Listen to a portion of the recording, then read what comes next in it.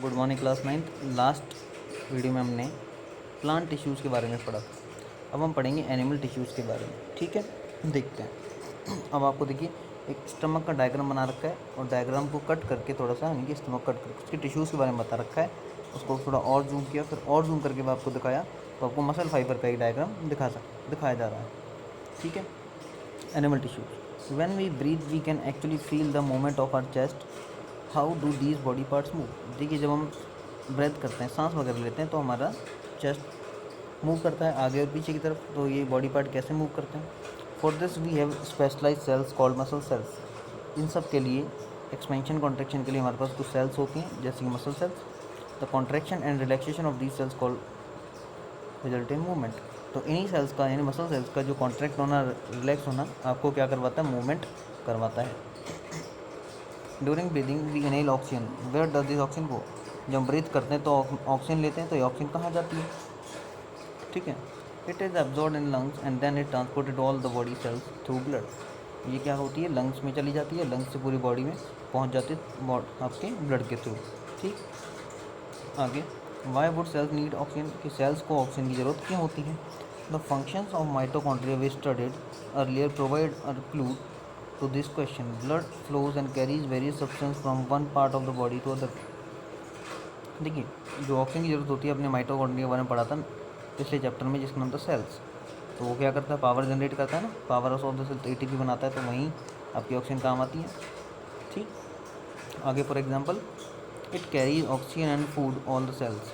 It also collects waste from all parts of the body and carries them to liver and kidney for disposal. Blood क्या करता है, oxygen को carry करता है, CO2 को carry करता है, और बॉडी के अंदर जो वेस्ट बनता है उनको कैरी करता है, उनको किडनी पे ले जाता है डिस्पोजल के लिए। ठीक है, blood and muscles are both examples of tissue found in our body. Blood और मसल दोनों टिश्यू के एग्जाम्पल हैं। ब्लड एक लिक्विड टिश्यू होता है। ठीक है, on the basis of the function they perform we can think of different types of animal tissues such as epithelial tissue, connective tissue, muscular tissue and nervous tissue. Functions के base पे हम tissues को divide कर सकते हैं कुछ parts में, जिनकी क्या क्या नाम है, एपिथेलियल, कनेक्टिव, मस्कुलर और लास्ट नर्वस टिश्यू। ठीक है, blood is type of connective tissue and muscle forms muscular tissue. Blood एक कनेक्टिव टिश्यू का नाम है। ठीक है, और मसल्स जो है आपके मस्कुलर टिश्यू बनाती है। तो फर्स्ट हम जो पढ़ने वाले हैं वो है एपिथेलियल टिश्यू। क्या नाम है, एपिथेलियल टिश्यू। देखें, द कवरिंग और protective tissues in animals body are epithelial tissues. ठीक है, epithelial covers most organs and cavities within the body. आपकी जितने भी कवरिंग है बॉडी पार्ट्स की सारी एपिथेलियल टिश्यू से मिलकर बनी होती है। It also forms a barrier to keep different body system separate. The skin, the lining of the mouth, the lining of the blood vessels, lung, alveoli, kidney tubules are made up of epithelial tissues. ये क्या करती है, एक portion को दूसरे portion से अलग रखती है बॉडी के। स्किन है, माउथ की लाइनिंग है, ब्लड वेसल्स हैं, लंग एल्वियोली। लंग्स एल्वियोली क्या होती है, लंग्स को अगर हम बहुत जूम करके देखेंगे तो वो गुच्छे जैसी स्ट्रक्चर दिखाई देगी। ठीक है ना, गुच्छे जैसे स्ट्रक्चर में आपको गोल गोल कुछ चीज़ें दिखेंगी, जैसे अंगूरों का गुच्छा होता है इस प्रकार आपको गोल गोल स्ट्रक्चर दिखती है। तो एक गोल स्ट्रक्चर को एल्वेलाई बोलता है। ठीक है, फिर किडनी ट्यूब्यूल्स हैं, किडनी के अंदर पाई जाती हैं। ये सारी की सारी एपिथेलियल टिश्यू से मिलकर बनी होती हैं। Epithelial tissue cells are tightly packed and forms a continuous sheet. They have only a small amount of cementing material between them and almost no intercellular space. जो आपके एपिथेलियल टिश्यू है वो बहुत ही टाइटली पैक्ड होते हैं, उनके बीच में कोई भी इंटरसेलुलर स्पेस नहीं होता।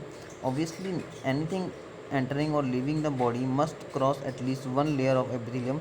As a result the permeability of the cells of various epithelia play an important role in regulating the exchange of material between the body and external environment and also different parts of the body.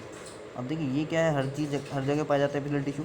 तो एक प्रकार का ये क्या है, permeability का काम करता है कि बॉडी से जो भी चीज़ अंदर आ रही है उनको लेना, उनको बाहर भी निकालना, सारे के सारे एपिथेलियल टिश्यू के साथ ये सारे होते हैं। आगे, regardless of the type all epithelium is usually separated from the underlying tissue bye an extra cellular fibres basement membrane.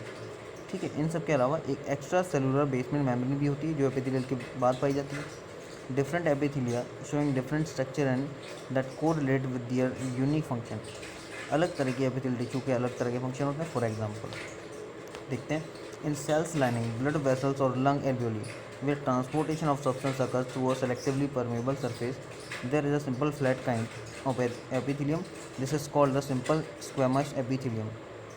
ठीक है, अब अपनी लंग्स के बारे में बात करें तो वहाँ पे सिंपल स्क्वैमस एपिथेलियम पाया जाता है। वो क्या करता है, चीज़ों को ट्रांसपोर्ट करवाने का काम होता है, यानी गैसेस का ट्रांसपोर्ट करवाता है। ठीक है, स्क्वैमा जो वर्ड है इसका मीन्स होता है स्केल। ठीक, ये कुछ डायग्राम दिखा रखे हैं आपको। स्क्वैमस टिश्यू देखिए कैसे फ्लैट टिश्यू है, फिर आपको स्ट्रेटेड स्क्वैमस दिखा रखा है, फिर आपको क्यूबॉइडल दिखा रखा है, फिर आपको कॉलमर यानी सीलिएटेड दिखा रखा है। सीलिया एक धागे जैसी स्ट्रक्चर होती है जो आपके गले में मिलता है, सीलिएटेड एपिथेलियम। ठीक, simple squamous epithelial cells are extremely thin and flat and form a delicate lining. The esophagus and the lining of the mouth are also covered with squamous epithelium. आपकी जो देखिए स्क्वैमस एपिथेलियम है, आपकी गले की जो lining है, wind pipe की जो लाइनिंग है, फिर आपकी फूड पाइप की जो लाइनिंग वहाँ पाए जाते हैं।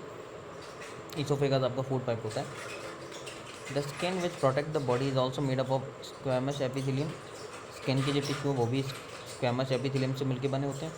Skin epithelial cells are arrange in many layers to prevent wear and tear. Skin की जो एपिथेलियल सेल्स है वो इस तरह से बनी होती हैं कि वो प्रिवेंट करती हैं वियर और टियर की घटना को। Since they are arrange in pattern of layers the epithelium is called stratified squamous epithelium. वो एक देखिए पैटर्न में होते हैं तो इनको हम क्या बोल देते हैं, स्ट्रेटेड स्क्वैमस, यानी आपके लंग्स आपके फूड पाइप में और विंड पाइप में पाए जाते हैं। कौन सा वाला, स्क्वैमस स्ट्रेटेड एपिथेलियम। स्किन में आपका कौन सा होता है, केवल स्क्वैमस होता है।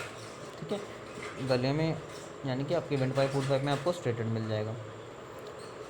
Where absorption and secretion occurs as in the inner lining of the intestine tall epithelial call are present. This columnar epithelium facilitates movement across the epithelial barrier. ठीक है, अब आपका क्या होता है, जो आपकी इंटेस्टाइन है वहाँ पे आपको क्या पाई जाती है, कॉलमर एपिथेलियम पाई जाती है।